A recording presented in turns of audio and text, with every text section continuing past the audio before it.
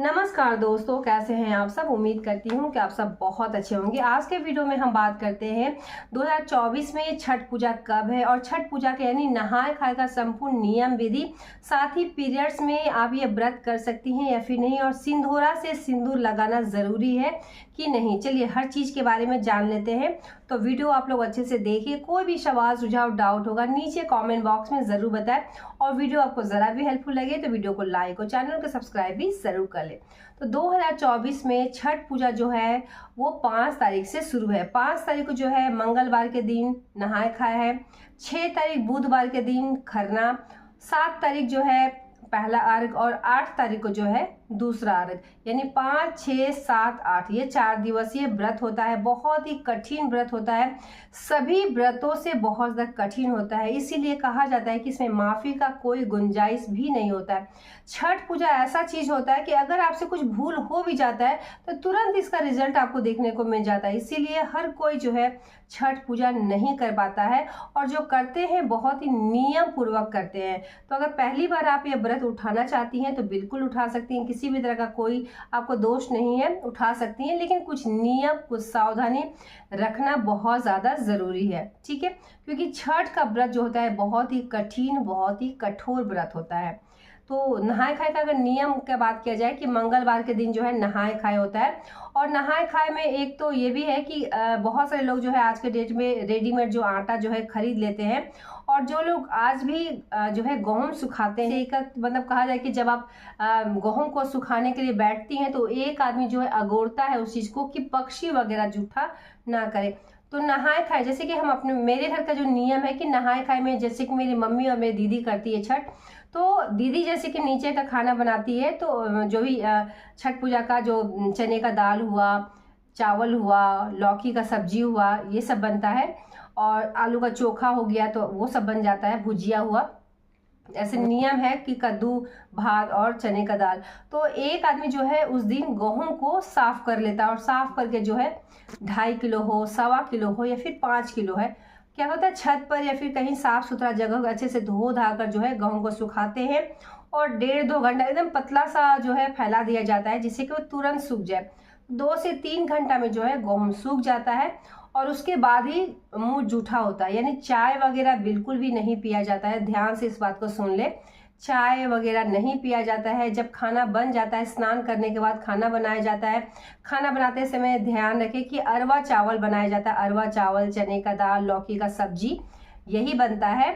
और जो है जैसे कि मैं बताई कि गेहूं कोई सुखा रहा है, अगर 2 आदमी है छठ पूजा कर रहा तो गेहूं वगैरह सुखा लिया जाता है, उसके बाद ही कुछ खाया जाता है। या फिर खरना का जब आप गेहूं साफ करती हैं तो ध्यान भी रखा जाता है कि बिना कुछ खाए पिए स्नान वगैरह करने के बाद जो है गेहूं को सुखाया जाता है, साफ किया जाता है, उसके बाद उसे रख दिया जाता है, उसके बाद ही मुंह जूठा किया जाता है, ठीक है। हमारे यहाँ को कुछ नियम है, वो भी मैं आपको बता दे रही हूँ।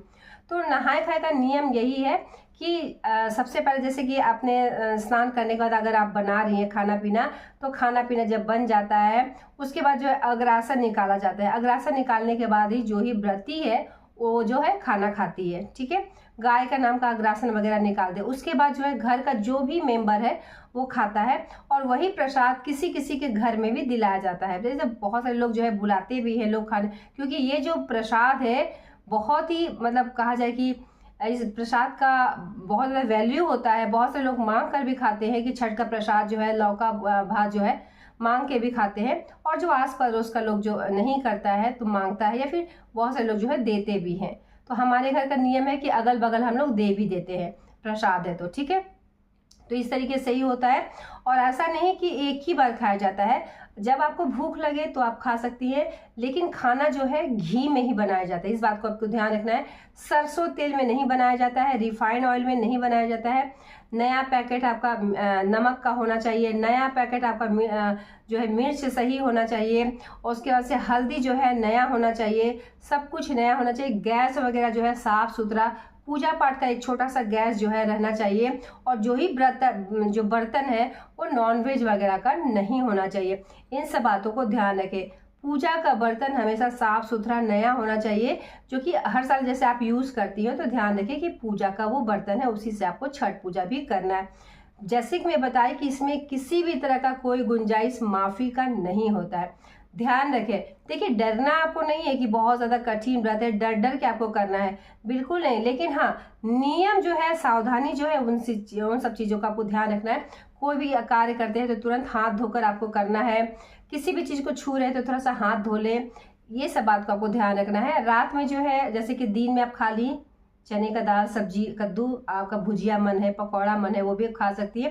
लेकिन हर चीज़ जो है घी में ही बनाया जाता है, इस बात का आपको ध्यान रखना है। शाम को आप चाय पी सकती है। रात में जो है यही जो चने का दाल बचा हुआ है, कद्दू का सब्जी बना हुआ है, बचा हुआ है, तो ये सब जो है हम लोग खा लेते हैं। और अलग से जो भुजिया वगैरह या फिर घी में ही कोई सब्जी भी आप बना सकती है, और ये खाकर अगले दिन जो है आपको व्रत रखना है, क्योंकि अगले दिन 6 तारीख को है, बुधवार के दिन खरना है। नियम यही है नहाए खाए का। टोटल नियम विधि में बता दी।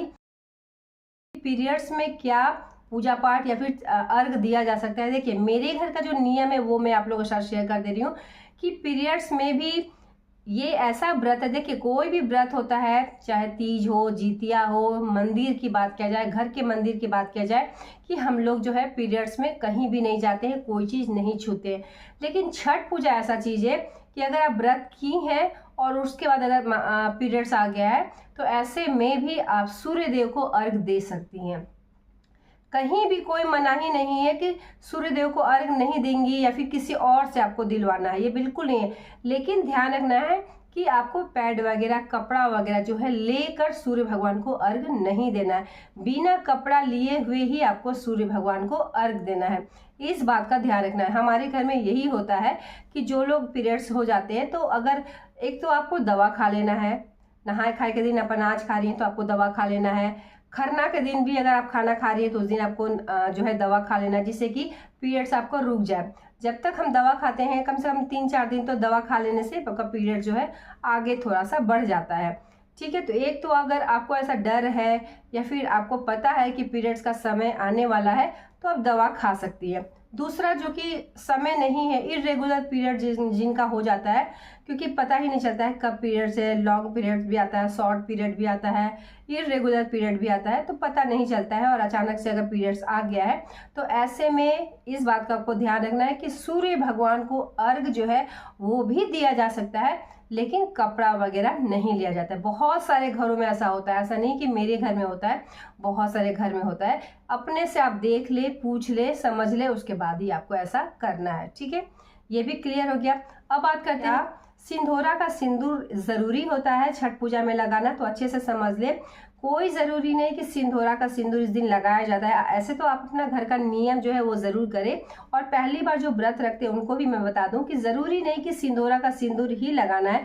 नया पीला पैकेट आपको जो भखड़ा सिंदूर होता है वो आप खरीदें, उसी से जैसे कि आधा पैकेट आप रख लें, किसी और को अगर लगाना होता है उसी, जैसे कि घाट वगैरह पर, और आधा पैकेट जो है अलग से आप रखे रहे। उसी से जब जब जैसे लौकी भात खा रही हैं उस समय जो है नाक से लगाया जाता है पूरा भरमांग, और खरना में भी लगाया जाता है, पहला अर्घ में भी, जब पहला अर्घ जब आप दे रही हैं उस समय भी नाक से सिंदूर लगाया जाता है, और दूसरा अर्घ जो होता है उस समय भी नाक से सिंदूर लगाया जाता है। ज़रूरी नहीं कि हर जगह जो है घाट पर आप सिंदूरा लेकर ही जाए। पीला सिंदूर नया वाला जो होता है पैकेट खरीदा जाता है और उसी से लगाया जाता है। ये भी क्लियर हो गया। अब बात करते हैं कि क्या उस दिन गेहूं सुखाना ज़रूरी होता है। तो देखिए, सभी का अलग अलग नियम है। बहुत सारे लोग जो है खरीद कर भी गेहूं आटा ले लेते हैं। बहुत सारे लोग गेहूं जो है घर का गेहूं है तो उसको साफ़ सुथरा करके जो गेहूं सुखा कर जो है आटा बनवाते हैं, पिसवाते हैं, और उसी से जो है खरना भी करते हैं और ठेकुआ भी बनाते हैं। लेकिन घाट के लिए, यानी जब आप अर्घ देती है, अर्घ के लिए जो ठेकुआ बनता है 1.25 किलो बहुत सारे घर में बनता है, 5 किलो बनता है, या फिर 11 किलो बनता है, तो वो जो है घर का धुला हुआ अच्छे से जो है घर का ऐसे चक्की जो है धो धा कर ही बनाते हैं। और सभी को पता ही है कि चक्की जो है छठ के लिए ही धुलता है, और बहुत सारे लोग जो है उसमें आटा पिसवाते हैं। लेकिन जो घर का गेहूं है उसको आपको जो है अर्घ के लिए 1.25 किलो, 5 किलो, 11 किलो जितना भी है, उसी दिन यानी नहाए खाए के दिन जो है अच्छे से, अकेले इंसान है तब तो अगले दिन भी आप कर सकती हैं। और अगर जैसे कि बहुत सारे लोग घर में रहते हैं तो एक आदमी जो है गेहूं सुखा लेता है, दूसरा आदमी जो है खाना बना लेता है। घर में अगर कोई मेंबर करने वाला है तो अपने हिसाब से देख लें कि आपको आटा जो है खरीदना है या फिर घर का ही गेहूं को धो धा कर जो है आटा पिसवाना है। ये भी क्लियर हो गया, हर चीज़ के बारे में बता दी। तो नहाए खाए का संपूर्ण नियम विधि बता दी, सिंदूरा का सिंदूर लगाना है या फिर नहीं वो भी बता दी। और ये व्रत जो होता है 4 दिवसीय व्रत होता है। तो नॉनवेज का बर्तन हुआ, नॉनवेज का गैस हुआ, ये सब इस्तेमाल नहीं करना है। और जो भी आप खाना बनाती हैं, चावल हुआ, हल्दी हुआ, नमक हुआ, हर चीज़ जो है नया पैकेट ही खरीदना चाहिए और तभी जो है आपको इस्तेमाल करना चाहिए। ठीक है, और कोई सवाल होगा तो नीचे कमेंट बॉक्स में ज़रूर बताइएगा। मिलती हूँ एक नए वीडियो के साथ, तब तक के लिए धन्यवाद।